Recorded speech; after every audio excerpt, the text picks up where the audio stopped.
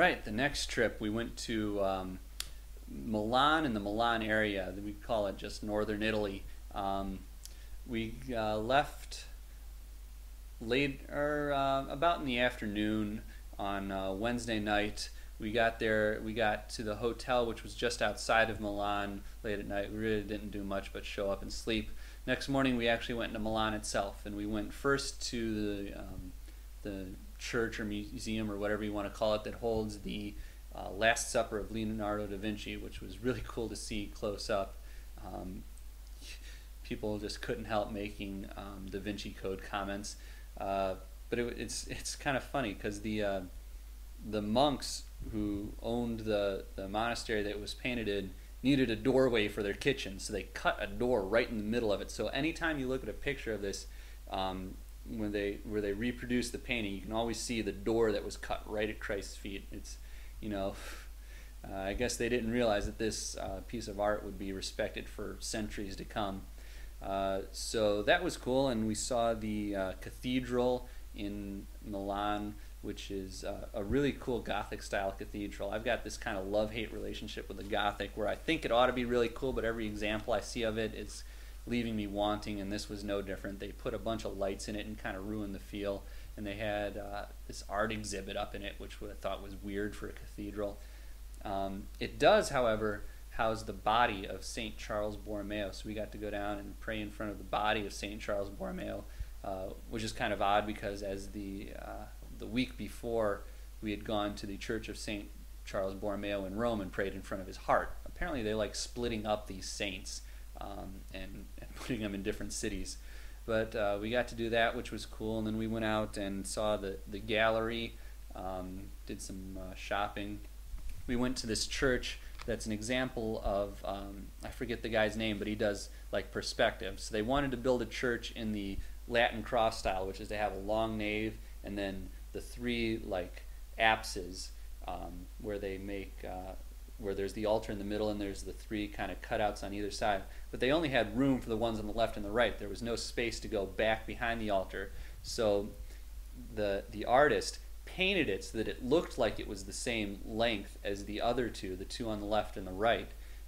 But in reality, it was only like, 1.5 or 2 feet thick, or 2 feet deep. So it was really cool to see. I put pictures up on it, but I don't know if you're going to be able to see it. The next day, we went out to the Borromeo Islands on Lake Maggiore. Borromeo family was a very powerful family in Italy, so they own their own island. They actually own a couple islands in Lake Maggiore. I think it was the uncle of St. Charles Borromeo was Pope for a while, so we got to see that. It was pretty cold and raining. I mean, it was supposed to be beautiful. It's a lake, kind of like Lake Como, which is supposed to be just gorgeous, but it was rainy and we could barely see any of the mountains and it was cold.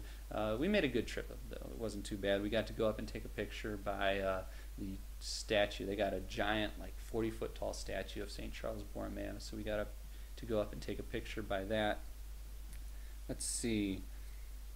We went over to Venice. Venice is such a unique city. I really like it, and of course, being the kind of transportation geek I am, I love to get on the boats. I hadn't been on a boat in a long time, so it was fun.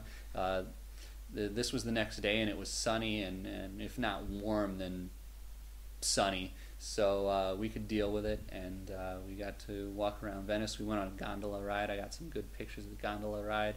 It's just such a unique city, and it's quiet too. There's no cars on the island, so if you get away from where all the touristy areas are, then you can really kind of get away, and it gets pretty quiet and solitary. It was really kind of nice. Let's see, what did I see there? The Cathedral of San Marco was pretty neat. The square outside of it is insane. There are like thousands upon thousands of pigeons that nest there, or that like to hang out, I guess, in the square, and they were attacking people, and they had vendors there selling bird seed that you could feed to the birds, which you really didn't need because there were too many there as it was. They're known for their Venetian glass, so we went through and we were shopping around for Venetian glass and different things like that. It was a pretty nice, relaxing day, and on the way out, the boat ride out, just the views were amazing. The sun was setting, everything was that golden color, and I got some pretty good pictures of it. Let's see, we went and we stayed in a hotel in Modena, and then the next day continued on to Ravenna, which is famous for its mosaics.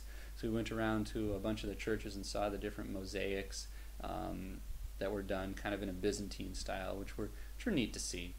And that about rounds out the Milan trip.